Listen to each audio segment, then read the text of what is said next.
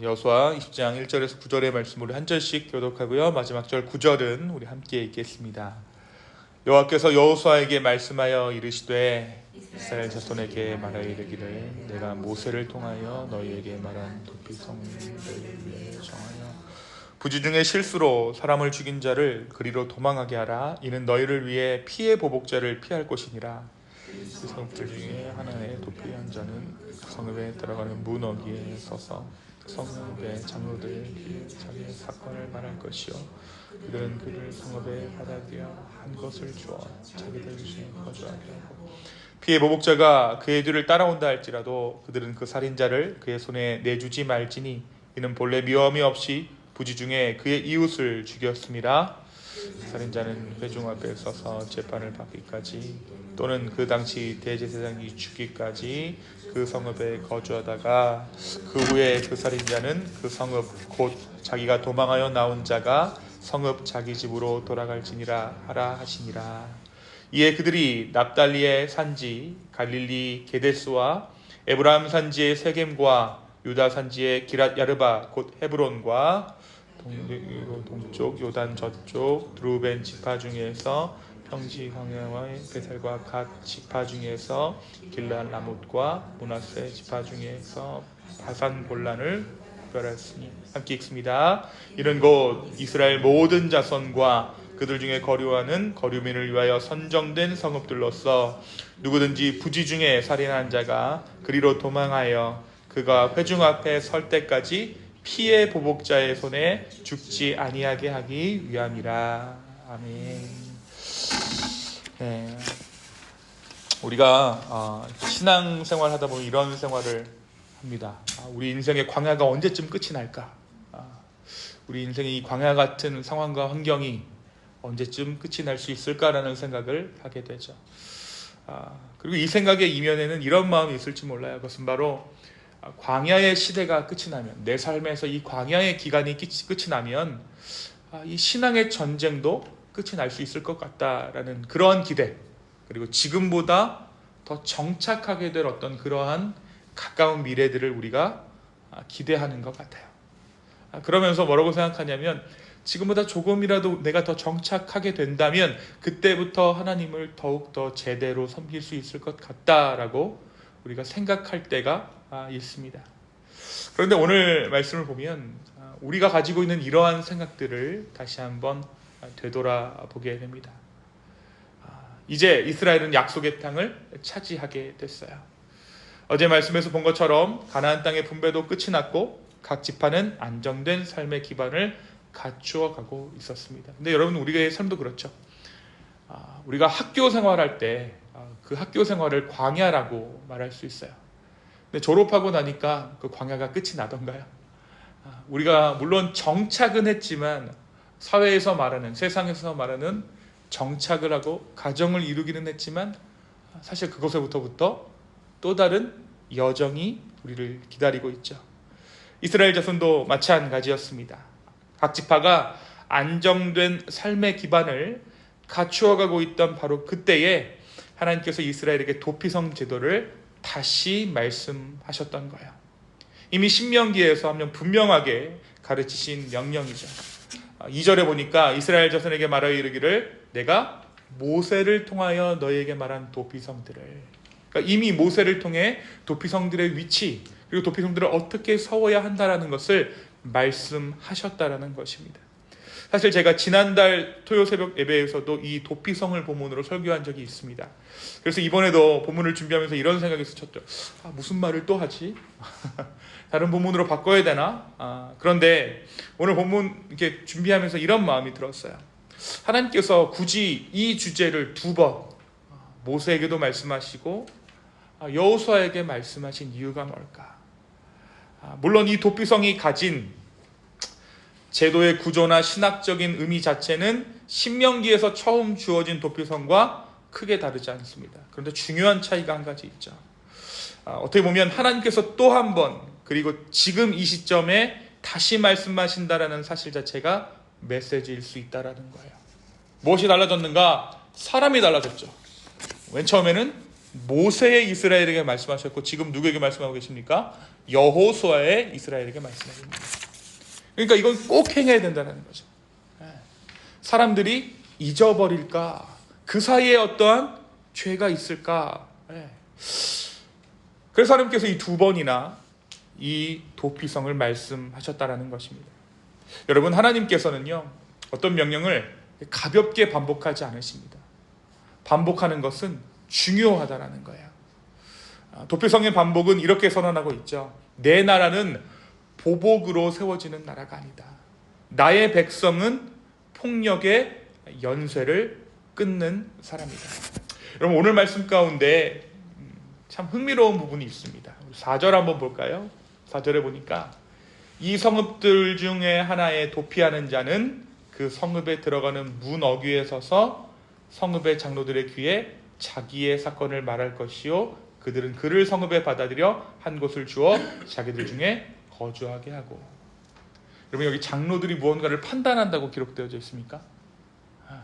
이 사람은 적절해, 적절하지 않아 라고 판단한다고 나와져 있습니까? 아니죠. 일단 말하는 거야. 말을 하면 내가 억울하게 지금 쫓기고 있습니다 라고 말을 하면 장로들은 어떠한 의무가 있게 됩니까? 그들 성읍 중에 한 부분을 이 도망자에게 주는 의무가 있는 거예요. 그러니까 재판을 이 대제사장이 하는 것이 아니라 제사장은 그냥 받아주는 것이지요. 왜 이렇게 하셨을까? 이것은 단순한 피신처가 아니었다라는 거예요. 하나님께서 의도적으로 인간의 분노의 속도를 늦추시고 계시다라는 것입니다. 고대 사회에서는 피해 복수가 당연했습니다. 가족이 해를 당하면 복수가 의무였어요. 정황조사나 재판을 기다리지 않았습니다. 그런데 하나님께서는 인간의 이러한 폭발적 정의 행사를 그대로 두지 않으셨어요. 도피성이 이렇게 말하고 있는 것이죠. 분노보다 내 판단이 먼저다. 너희의 결정, 너희의 감정, 어떻게 보면 너희가 말하고 있는 정의보다 내가 말하는 정의가 먼저다라는 거예요. 하나님께서는 우리의 분노가 또 다른 분노를 낳고 그 분노가 또 다른 파괴를 부르는 그 고리를 끊으셨던 것입니다. 여러분, 우리가 어떻습니까? 화를 내고 나면, 난 정의감에 얽혀서 내가 옳아서 화를 내고 나면 어떻게 되죠? 그 화를 인해 후회하게 되죠.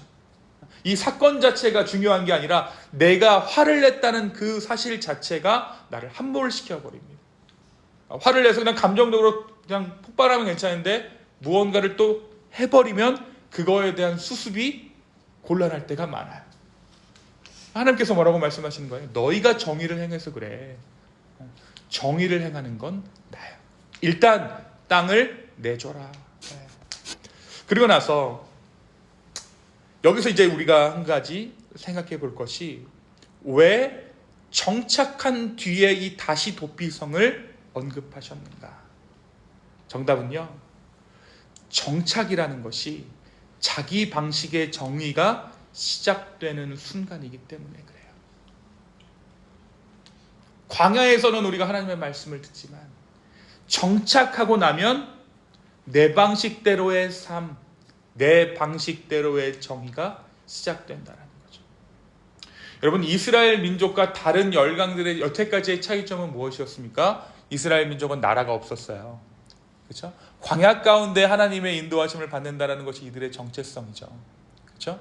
그러니까 누가 정의의 실현자가 되십니까? 하나님께서 정의의 실현자가 되는 거예요. 그러니까 정착하고 나면 어때요?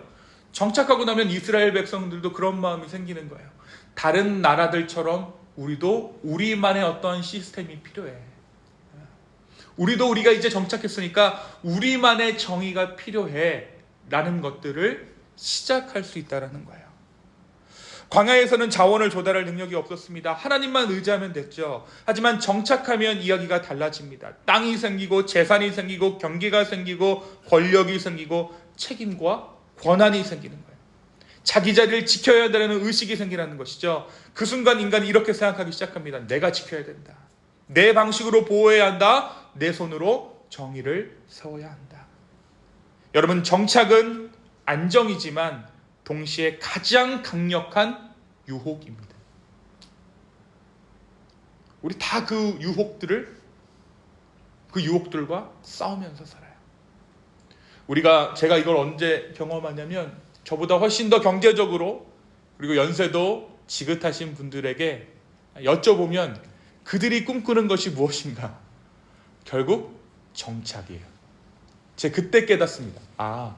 정착이라는 것은 어떻게 보면 영원히 요원하는 걸 수도 있겠다. 내 어떤 기준들, 내 어떤 바깥의 조건들을 갖춘다고 해서 이게 정착되는 것이 아니구나. 결국 정착이라는 것은 내가 이룰 수 있는 것이 아니구나. 너희가 안정되었다고 해서 마음대로 정의를 구현할 수 있는 것이 아니다. 너희의 땅은 너희의 힘으로 유지되는 것이 아니라 나의 자비가 흐를 때만 유지된다라는 것이 이 도피성의 주된 메시지라는 것입니다. 하나님께서는 이스라엘에게 이제 너희의 신앙이 진짜 시험 때에 오른다라는 것입니다. 그런데 여러분, 이 도피성은 그럼 뭐 하는 곳일까? 이것은 새로운 공동체였다라는 거죠. 생명이 다시 시작되는 곳입니다. 하나님께서 다시 한번 억울한 자들을 위해 새로운 기회를 부여하는 것이 도피성입니다. 그래서 도피성은 결국 하나님의 마음을 드러내는 상징이에요. 실수한 자도 다시 일으키시는 하나님, 잘못을 저지른 자에게도 회복의 길을 여시는 하나님, 분노보다 더 큰 자비를 주시는 하나님. 어디서 새로운 시작이 되는가? 어디서 우리는 다시 살아날 수 있는가? 하나님 품 안에서 우리는 그것들을 경험하게 되는 것입니다. 이 도피성 법칙에는 여러분 살펴보면 이상한 조건이 하나 있습니다. 뭐라고 기록되어져 있냐면, 도피한 사람이 대제사장이 죽을 때까지 그 성 안에 머물러 있어야 된다라고 오늘 말씀이 기록하고 있어요. 왜 그럴까요? 이 대제사장이 죽을 때까지 이 성에 머물러 있어야 한다라고 오늘 말씀이 왜 이 도피성의 규례 중에 이러한 법칙이 있는 걸까요? 그것은 하나님이 은혜를 제사장적 죽음 위에 세우시는 패턴을 미리 보여주신 거예요. 6절에 보니까 그 살인자는 회중 앞에 서서 재판을 받기까지, 또는 그 당시 대제사장이 죽기까지. 자, 그러면 재판을 받는 것도, 재판을 받아서 무죄를 선고받는 것도 이 사람이 자유할 수 있는 거죠. 또 하나, 이 사람 자유함을 선고받는 게 언제예요? 재판장이 죽으면, 대제사장이 죽으면 이 사람이 자유를 얻습니다. 왜요? 판단의 권한이 누구에게만 있습니까? 대제사장에게만 있습니다. 지금 내가 이 사람에게 피해를 입은 사람이 판단하는 게 아니에요. 일단 도피성에 들어가면 모든 판단이 누구에게 귀속됩니까? 대제사장. 그러니까 이 대제사장이 죽으면 이 사람은 자유인이 되는 거예요. 그렇죠? 여러분, 대제사장이 누굽니까? 예수님이죠. 우리가 자유할 수 있다는 것은, 그래서 사건에 어떤 연루가 되어서 내가 그 사람에게 무언가 관련되어서 어떤 사건과 관련지어서 자유할 수 있다는 게 아니에요. 우리의 자유는 이미 주어졌습니다. 왜? 우리의 대제사장 되신 예수 그리스도께서 십자가에서 이 모든 것들을 이미 감당하시고 돌아가셨기 때문에. 사랑하는 기쁨의 교회 성도 여러분, 도피성이 한 도시였다면 예수님은 한 인격입니다. 그리고 그 인격은 언제나 열려있죠. 우리의 진짜 도피성 예수 그리스도의 죽음이 우리를 하나님 집으로 돌아가게 합니다. 사랑하는 기쁨의 교회 성도 여러분, 도피성은 세상에는 없는 제도였습니다. 세상에 없는 무언가를 교회에서 또는 믿음의 공동체에서 세상이 발견할 때 비로소 세상은 복음에 대한 관심을 가져요. 또 한 가지, 세상에 없는 그 무언가를 발견하는 그때 세상은 믿는 자들을 두려워하기 시작합니다. 이제 정착 후 이스라엘은 주변의 열강들을 적으로 갖게 됐어요. 그런데 결코 도피성은 그들의 물렁함을 말하는 것이 아니라 오히려 피해 복수를 하고 있는 그들이 두려울 만한 존재라는 것을 이 도피성을 통해 상징적으로 보여주는 것이죠. 우리가 이 도피성과도 같은 삶을 살아갈 때, 또 도피성 되신 예수님께 온전히 피할 때 세상은 우리를 통해 하나님 나라를 볼 것입니다. 하나님의 존재를 보는 거예요. 그리고 결국 세상은 믿는 자들, 우리를 두려워하게 되는 것입니다. 오늘 이 아침 어떠한 마음으로 우리 주님 앞에 나오셨습니까? 여러 가지 마음이 있을 거예요. 여러 가지 상황들이 있을 것입니다. 그런데 오늘 말씀 이야기해 주는 것은 딱 한 가지입니다. 모든 상황 가운데 누가 도피처라고요? 우리 하나님이 도피처 되어 주십니다. 오늘 이 아침 주님께 피하십시오.